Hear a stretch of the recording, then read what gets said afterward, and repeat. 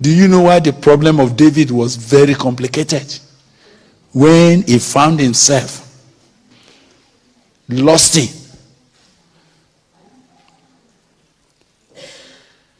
Some of you will think that it was the day he slept with Bathsheba that his problem started. No.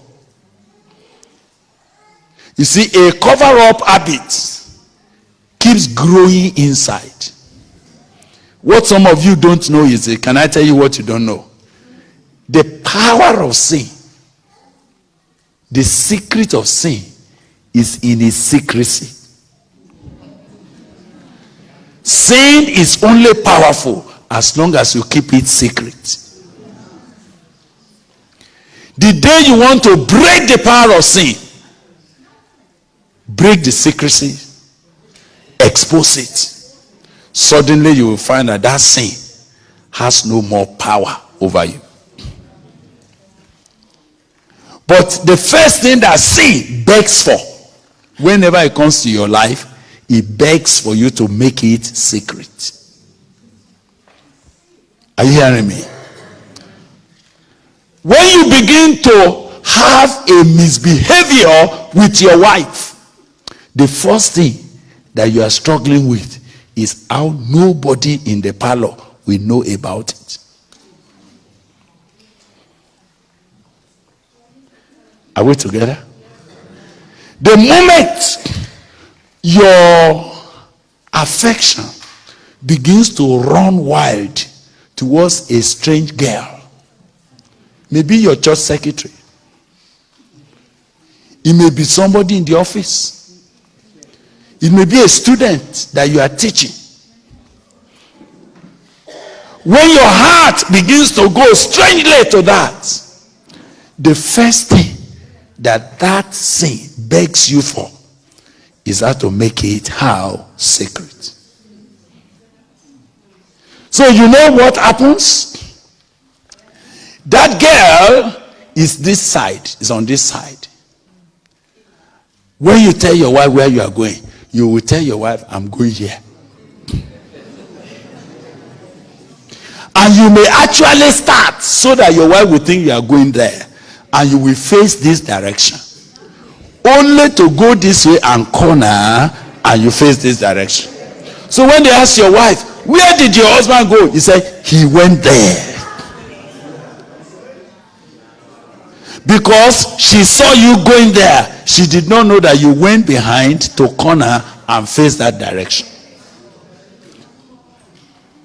Sin continue to exercise power as long as you are willing to keep it secret. That's why you cannot overcome sin until you are ready to uncover it. Listen to me. Many people have become corroded in their lives simply because they agree to cover up a sinful behavior. Do you know what sin does? When it's begging you to keep it secret, it will threaten you with shame. He said, if you open up now, people will disgrace you. You don't know that the truth is that whether you cover up sin or you open it, sin actually brings you disgrace. The Bible says righteousness exalts a nation, but sin brings what? Reproach. Another word for reproach is what? Disgrace. There is no man who can continue in sin and be in grace. Every time you sin, there is a measure of disgrace. Sin, every time it comes to a man's life, is a reduction of grace. Grace teaches us to say no to sin. But when sin overcomes you, grace is reduced. But when does grace abound? Grace abound to a sinner who is willing, who is humble enough to open up.